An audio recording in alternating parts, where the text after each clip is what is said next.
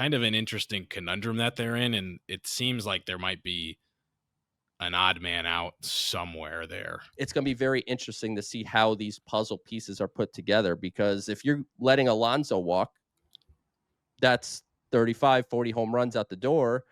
You're not replacing that with any singular player unless that singular player is Kyle Schwarber. And then what are you doing? You're signing a guy who is exclusively a designated hitter Right. and presents no defensive value whatsoever. Um, You are wind you? up back in the Yeah, clog. right, exactly. So how do they avoid the clog? I think is going to be a very interesting thing for them to handle, and I think that's going to be heavily reliant on what they do in center field, whether that is believing in someone like Carson Benj, or maybe utilizing Benj in a trade and using a veteran in center field. Uh, Byron Buxton wasn't willing to waive his no trade clause at the deadline.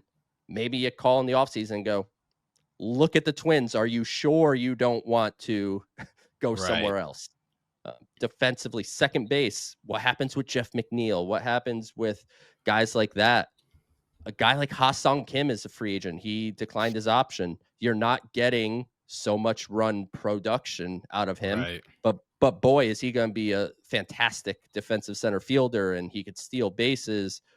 Yeah, it's actually way more difficult to put together the puzzle pieces of the Mets offense than maybe it's led on, because there's theoretically so few needs, right? It's center field, maybe second base, DH. There's like 3 actual needs on the team.